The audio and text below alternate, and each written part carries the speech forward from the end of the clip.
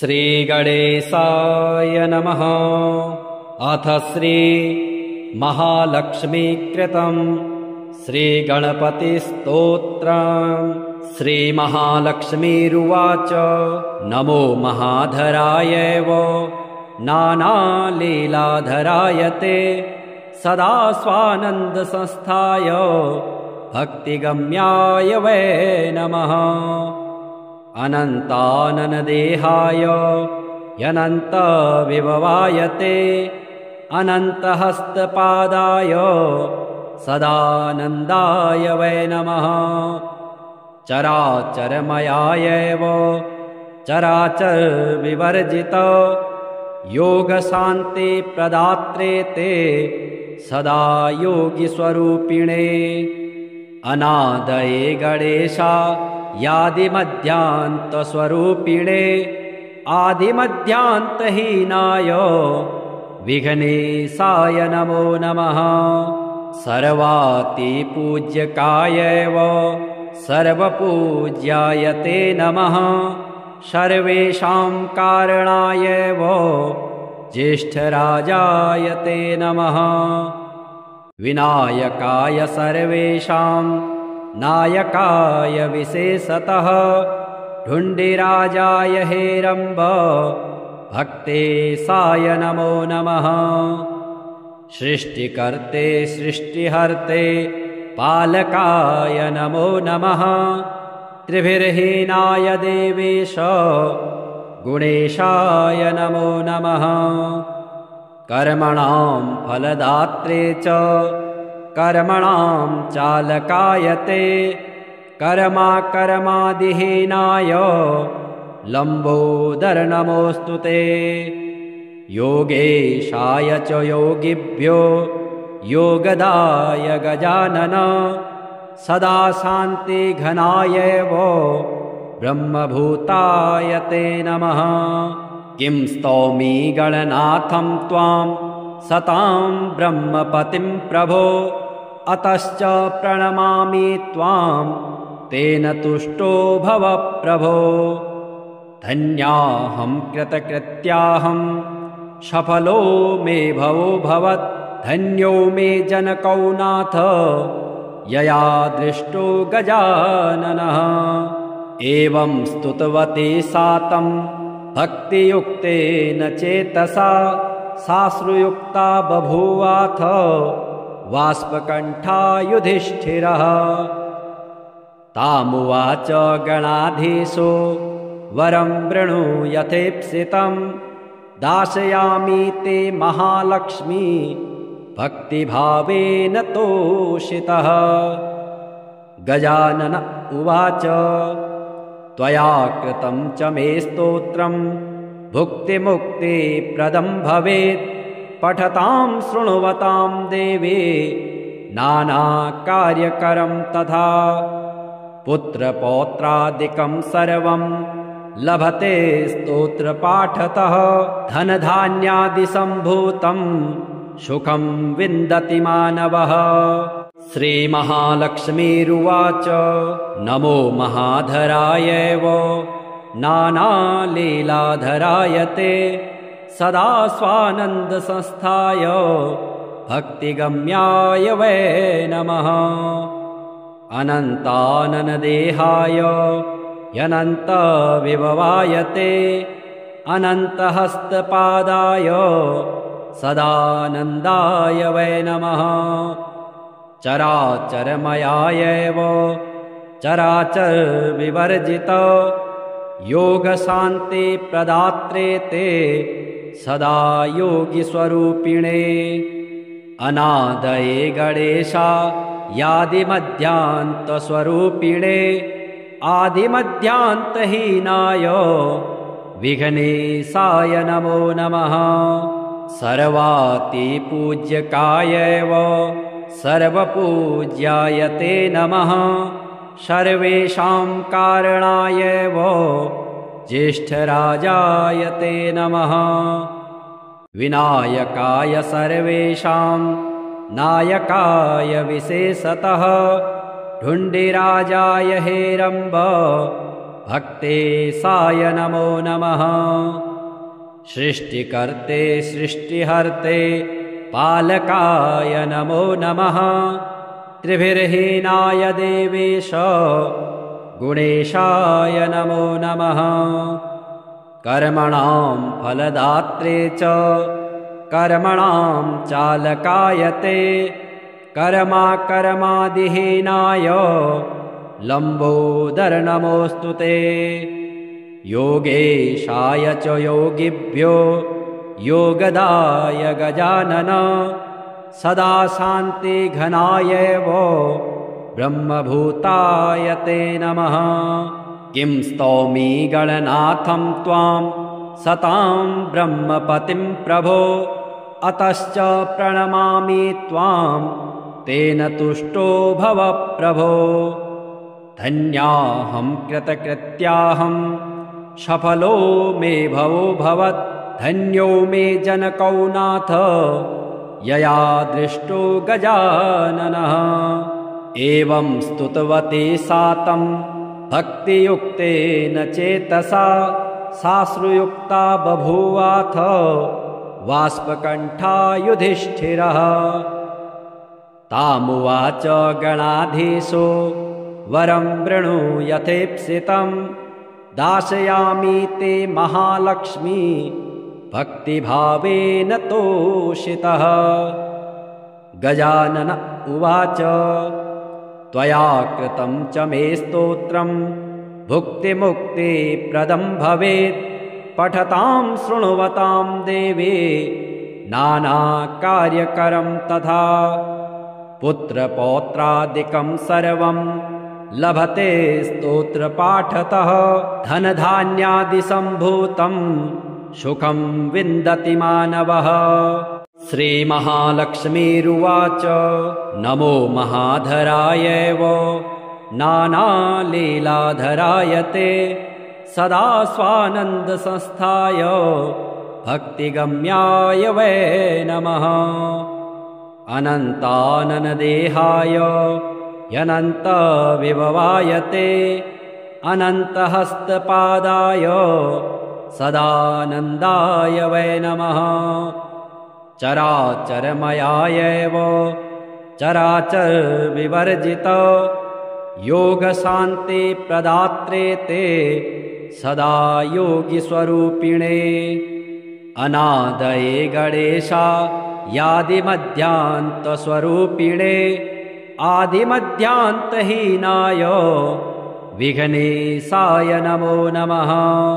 सर्वातिपूज्यकाय वो सर्वपूज्याय ते नमः। सर्वेषां कारणाय वो ज्येष्ठराजाय ते नमः। विनायकाय सर्वेषां नायकाय विशेषतः ढुण्डिराजाय हेरम्ब भक्तेशाय नमो नमः। सृष्टिकर्ते सृष्टिहर्ते पालकाय नमो नमः। त्रिभिर्हीनाय देवेश गुणेशाय नमो नमः। कर्मणां फलदात्रे च कर्मणां चालकाय ते कर्मादिहीनाय लम्बोदर नमोऽस्तु ते। योगेशाय च योगिभ्यो योगदाय गजानन सदा शान्तिघनाय वो ब्रह्मभूताय ते नमः। किं स्तौमि गणनाथं त्वां सतां ब्रह्मपतिं प्रभो अतश्च प्रणमामि त्वां तेन तुष्टो भव प्रभो। धन्याहं कृतकृत्याहं सफलो मे भवो भवत् धन्यो मे जनको नाथ यया दृष्टो गजाननः। एवं स्तुतवती सा तं भक्तियुक्तेन चेतसा साश्रुयुक्ता बभूवाथ वाष्पकण्ठा युधिष्ठिरः। तामुवाच गणाधीशो वरं वृणु यथेप्सितं दास्यामि ते महालक्ष्मी भक्तिभावेन तोषितः। गजानन उवाच त्वया कृतं च मे स्तोत्रं भुक्तिमुक्तिप्रदं भवेत्। पठतां शृण्वतां देवे नानाकार्यकरं तथा। पुत्रपौत्रादिकं सर्वं लभते स्तोत्रपाठतः। धनधान्यादिसम्भूतं सुखं विन्दति मानवः।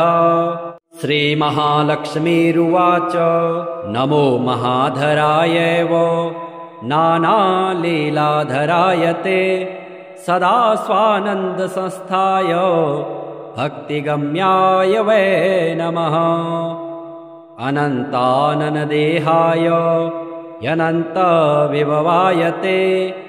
अनन्तहस्तपादाय सदानन्दाय वै नमः। चराचरमयाय वो चराचरविवर्जित। योगशान्तिप्रदात्रे ते सदा योगिस्वरूपिणे। अनादये गणेशायादिमध्यान्तस्वरूपिणे। आदिमध्यान्तहीनाय विघ्नेशाय नमो नमः।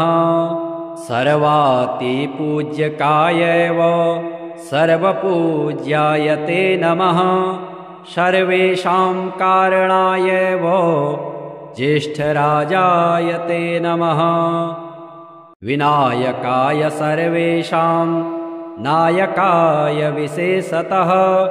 ढुण्डिराजाय हेरम्ब भक्तेशाय नमो नमः। सृष्टिकर्ते सृष्टिहर्ते पालकाय नमो नमः। त्रिभिर्हीनाय देवेश गुणेशाय नमो नमः। कर्मणां फलदात्रे च कर्मणां चालकाय ते। कर्मादिहीनाय लम्बोदर नमोऽस्तु ते।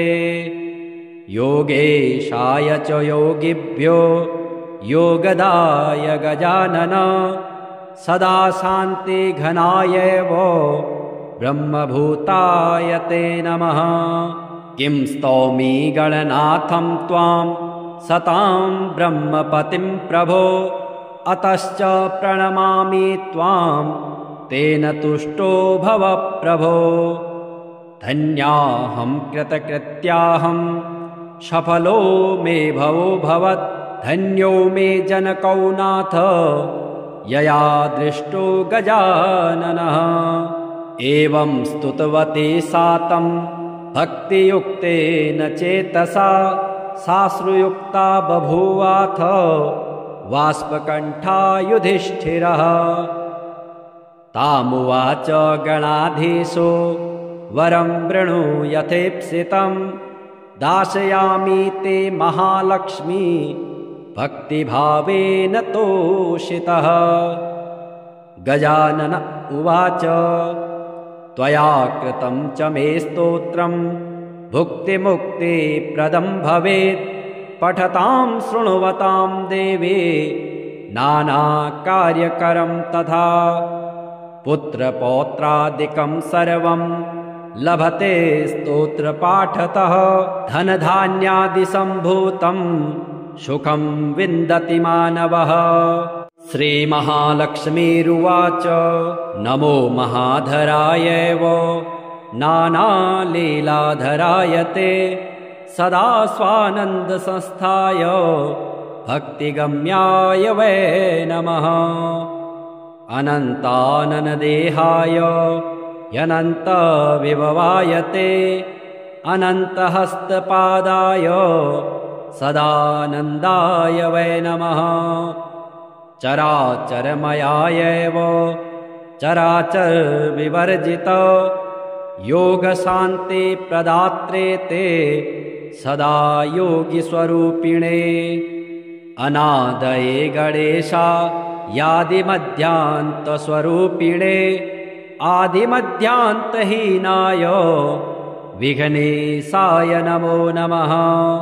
सर्वातिपूज्यकाय वो सर्वपूज्याय ते नमः सर्वेषां कारणाय वो ज्येष्ठराजाय ते नमः विनायकाय सर्वेषां नायकाय विशेषतः ढुण्डिराजाय हेरम्ब भक्तेशाय नमो नमः सृष्टिकर्ते सृष्टिहर्ते पालकाय नमो नमः त्रिभिर्हीनाय देवेश गुणेशाय नमो नमः कर्मणां फलदात्रे च कर्मणां चालकाय ते कर्मादिहीनाय लम्बोदर नमोऽस्तु ते योगेशाय च योगिभ्यो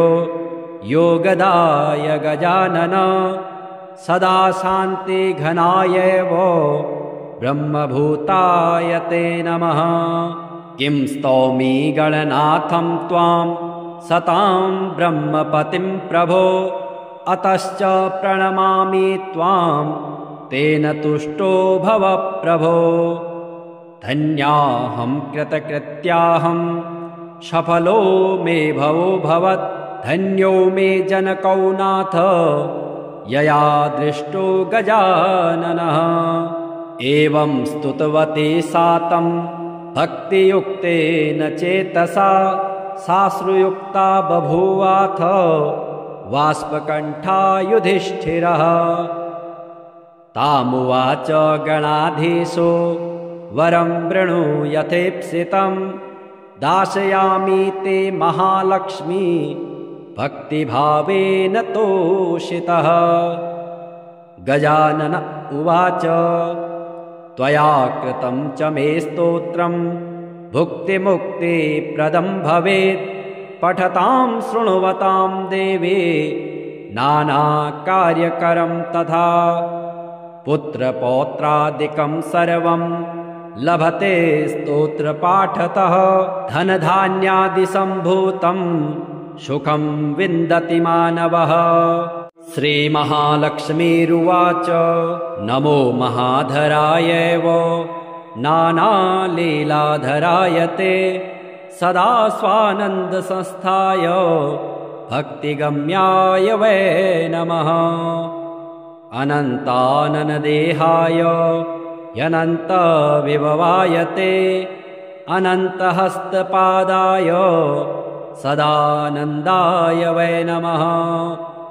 चराचरमयाय वो चराचरविवर्जित योगशान्तिप्रदात्रे ते सदा योगिस्वरूपिणे अनादये गणेशा यादिमध्यान्तस्वरूपिणे आदिमध्यान्तहीनाय विघ्नेशाय नमो नमः सर्वातिपूज्यकाय वो सर्वपूज्याय ते नमः सर्वेषां कारणाय वो ज्येष्ठराजाय ते नमः विनायकाय सर्वेषां नायकाय विशेषतः ढुण्डिराजाय हेरम्ब भक्तेशाय नमो नमः सृष्टिकर्ते सृष्टिहर्ते पालकाय नमो नमः त्रिभिर्हीनाय देवेश गुणेशाय नमो नमः कर्मणां फलदात्रे च कर्मणां चालकाय ते कर्मादिहीनाय लम्बोदर नमोऽस्तु ते योगेशाय च योगिभ्यो योगदाय गजानन सदा शान्तिघनाय वो ब्रह्मभूताय ते नमः किं स्तौमि गणनाथं त्वां सतां ब्रह्मपतिं प्रभो अतश्च प्रणमामि त्वां तेन तुष्टो भव प्रभो धन्याहं कृतकृत्याहं सफलो मे भवो भवत् धन्यो मे जनकौ नाथ यया दृष्टो गजाननः एवं स्तुतवती सा तं भक्तियुक्तेन चेतसा साश्रुयुक्ता बभूवाथ वाष्पकण्ठा युधिष्ठिरः। तामुवाच गणाधीशो वरं वृणु यथेप्सितं दाशयामि ते महालक्ष्मी भक्तिभावेन तोषितः। गजानन उवाच त्वया कृतं च मे स्तोत्रं भुक्तिमुक्तिप्रदं भवेत् पठतां शृण्वतां देवे नानाकार्यकरं तथा। पुत्रपौत्रादिकं सर्वं लभते स्तोत्रपाठतः धनधान्यादिसम्भूतं सुखं विन्दति मानवः। श्रीमहालक्ष्मीरुवाच नमो महाधराय वो नानालीलाधराय ते सदा स्वानन्दसंस्थाय भक्तिगम्याय वै नमः। अनन्ताननदेहाय यनन्तविभवाय ते अनन्तहस्तपादाय सदानन्दाय वै नमः। चराचरमयाय वो चराचरविवर्जित योगशान्तिप्रदात्रे ते सदा योगिस्वरूपिणे। अनादये गणेशा यादिमध्यान्तस्वरूपिणे आदिमध्यान्तहीनाय विघ्नेशाय नमो नमः। सर्वातिपूज्यकाय वो सर्वपूज्याय ते नमः। सर्वेषां कारणाय वो ज्येष्ठराजाय ते नमः। विनायकाय सर्वेषां नायकाय विशेषतः ढुण्डिराजाय हेरम्ब भक्तेशाय नमो नमः। सृष्टिकर्ते सृष्टिहर्ते पालकाय नमो नमः। त्रिभिर्हीनाय देवेश गुणेशाय नमो नमः। कर्मणां फलदात्रे च कर्मणां चालकाय ते कर्मादिहीनाय लम्बोदर नमोऽस्तु ते। योगेशाय च योगिभ्यो योगदाय गजानन सदा शान्तिघनाय वो ब्रह्मभूताय ते नमः। किं स्तौमि गणनाथं त्वां सतां ब्रह्मपतिं प्रभो अतश्च प्रणमामि त्वां तेन तुष्टो भव प्रभो। धन्याहं कृतकृत्याहं सफलो मे भवो भवत् धन्यो मे जनकौ नाथ यया दृष्टो गजाननः। एवं स्तुतवती सा तं भक्तियुक्तेन चेतसा साश्रुयुक्ता बभूवाथ वाष्पकण्ठा युधिष्ठिरः। तामुवाच गणाधीशो वरं वृणु यथेप्सितं दाशयामि ते महालक्ष्मी भक्तिभावेन तोषितः। गजानन उवाच त्वया कृतं च मे स्तोत्रं भुक्तिमुक्तिप्रदं भवेत् पठतां शृण्वतां देवे नानाकार्यकरं तथा। पुत्रपौत्रादिकं सर्वं लभते स्तोत्रपाठतः धनधान्यादिसम्भूतं सुखं विन्दति मानवः।